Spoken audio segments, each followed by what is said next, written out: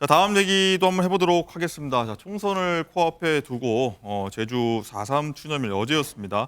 여야 정치권 공방도 여기에 좀 집중된 부분이 있었는데 어떤 얘기 나왔는지 자, 여야 대표 목소리 듣고 얘기 이어가도록 하겠습니다. 이 4.3 학살의 후예라고 할 수 있는 정치 집단이 바로 국민의힘입니다. 저는 국민의힘이 4.3에 대해서 진정한 제대로 된 인식을 갖고 있다면 말로만 할 게 아니라 4.3을 폄훼하는 인사들에 대해서 불이익을 줘야 마땅하다고 생각합니다. 저는 국민의힘이 지금이라도 이 행사에 참여하지 않는 것에 대해서 사과해야 하고 4.3 폄훼 인사들에 대해서는 공천을 취소해야 한다고 생각합니다. 본인도 인정하다시피 일베 출신입니다. 이재명 대표 같은 분이야말로 제주의 역사의 아픔을 정치적으로 이용만 해왔지 실제로 그 아픔을 보듬기 위해서 행동한 것은 없습니다. 여러분, 제주민들은 정말 원하는 것이 제주 4.3 관련해서 직권 재심을 군사법원이 아니라 일반 법원까지 확대하는 것이었습니다. 문재인 정권은 그거 해주지 않았습니다. 제가 법무부 장관이 된 다음에 제가 그걸 했습니다. 네, 양당 대표 목소리 들어봤는데 강전애 부위원장이 할 말이 있으시더라고요. 제가 제주에 10년을 좀 넘게 살았습니다. 그래서 4.3 사건에 대해서 제주 도민들께서 어떻게 생각하시는지 조금 말씀을 드리고 싶은데요. 예. 지금 중앙에서는 또 이제 선거가 앞서서 이제 있으니까 이재명 대표 같은 경우에는 그동안에 보수 정권에서 4.3에 대해서 좀 소홀히 하지 않았냐라는 식으로 이야기를 하고 있는 것 같습니다. 하지만 제주에서는요, 이제 4.3이라는 사건 자체가 아직 정명도 되어 있지 않습니다만 여야를 넘어서 초당적 협력으로 해결해야 될 문제라는 것에 대해 어떠한 컨센서스가 있는 상황이거든요. 지난 2021년 2월경에 4.3 특별법이 이제 개정안이 통과가 될 때도 제주도의 3명의 민주당 국회의원뿐만이 아니라 당시 원희룡 제주도지사도 서울에 올라와서 초당적 협력에 대해서 굉장히 노력을 했었습니다. 이런 부분들에 있어서 이것을 자꾸 정쟁화시키고 이런 것들이 저는 과연 정말로 제주도에 계시는 유족분들이나 이런 분들의 마음을 다독이는 이야기가 될 수 있을까? 지난 그 윤석열 대통령이 당선인 시절에 그 4.3 행사에 참석을 하셨었거든요. 그 이후에 사실은 크게 발전된 부분은 없다라고 저는 개인적으로 생각을 합니다. 다만 그렇다면 민주당에서도 이후에 뭐 4.3 유족들이나 아니면 4.3에 대해서 지금 정명조차 되어 있지 않다고 아까 제가 말씀을 드렸는데 얼마나 큰 노력을 하였는가 이 부분 지적하지 않을 수 없습니다. 네, 여선호 행정관. 민주당의 그간 노력이 있었냐는 좀 지적을 하셨는데 일단 한동훈 위원장은 보면은 이재명 대표의 뭐 극우 성향 사이트 뭐 출신이냐 뭐 거론하면서 뭐 제주 아픔 정치적으로 이용만 해온 거 아니냐 이런 얘기도 지적을 했고 또 윤 대통령과 연당 대표 빠진 게 또 지난해 이어 두 번째다. 민주당 쪽에서는 또 이런 지적도 했는데 전체적으로 좀 어떻게 보셨어요?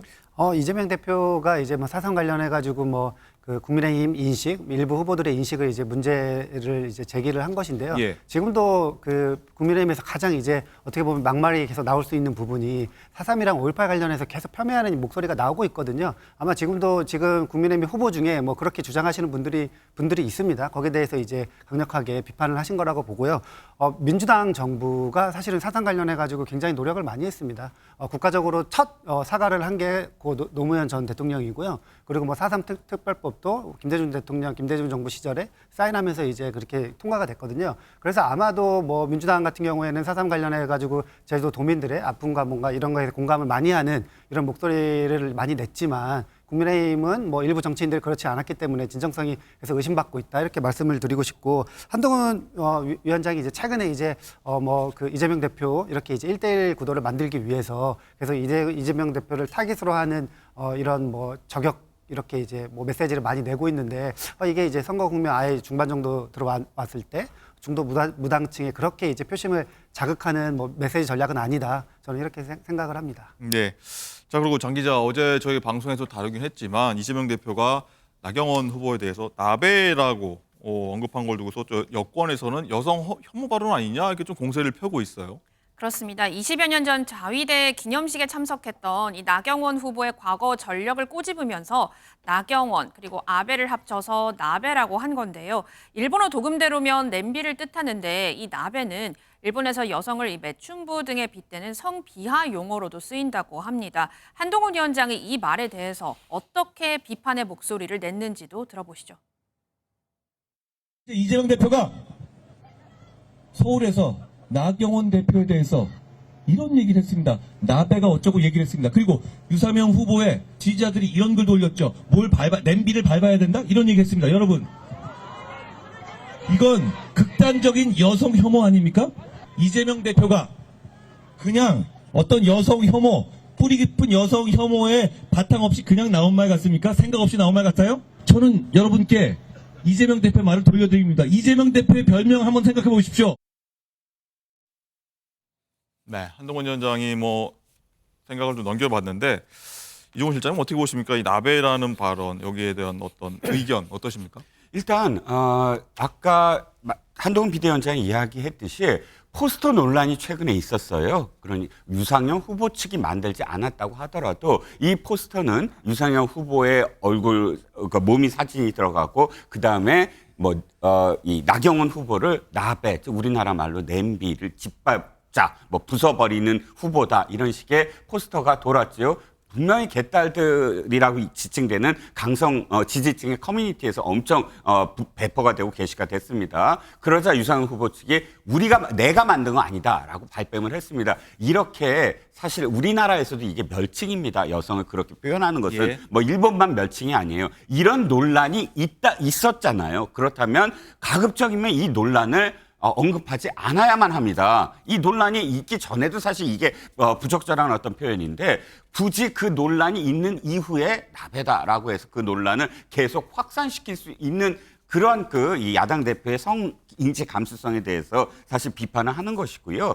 그리고 이 나경원 후보에 대해서의 지금 온갖 네거티브들 다 사실이 아닌 것으로 드러나지 않았습니까? 나베가 시작된 게 나경원 플러스 아베라고 해서 자위대 참석 운운하지만 자위대에 그날 참석한 민주당 의원들도 있었습니다. 그 당시 다 드러났고요. 또 두 번째 1억짜리 무슨 피부과 운운해갖고 그때 서울시장 선거에서 온갖 네거티브 한 거 1억 아니었던 걸로 밝혀지고 500만 원이었는데 그것도 또 다운증후군 딸의 피부와 관련된 질환 때문에 한 것이 다 드러났습니다. 그렇다면 여성적인 어떤 그런 이 비하 이것을 굳이 동원해서 나경원 후보에 대한 굳이 네거티브를 계속 당 대표가 그것도 해야 되느냐에 대한 비판을 면치 못할 것이라고 생각을 합니다. 네, 박지원 본부장님 굳이 나베라는 표현을 써야 되느냐?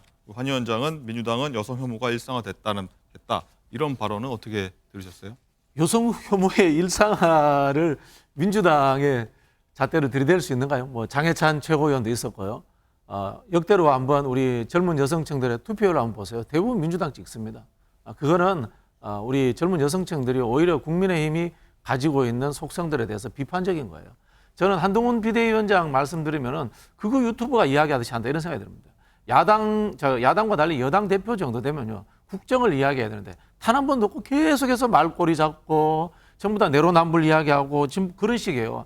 아까 발언에서 제주도 발언도 마찬가지인데요. 제주도를 4.3을 이용한다 그러는데 본인이 지금 이용해서 이야기하잖아요. 그 직권 재심 이야기인데 제가 그 확인해 보니까 직권 재심도 문재인 정부 때부터 준비가 되었던 거예요. 추진되었거든요. 본인은 지금 4.3 추념식에 가지도 않으면서 나는 그걸 했으니까 나는 훌륭한 사람이다. 본인이 제주 4.3을 이용하고 있는 거고요. 그 이야기 역으로 전부 다 제가 윤석열 대통령께 되돌려 드릴 수 있습니다. 윤석열 대통령이 4.3 추념식에 안 가니까 그런 비판을 듣는 거예요. 국가기념일인데 왜 대통령이 안 갑니까? 윤석열 대통령이 그런 이야기합니다. 작년에 갔으니까 올해 안 갔다.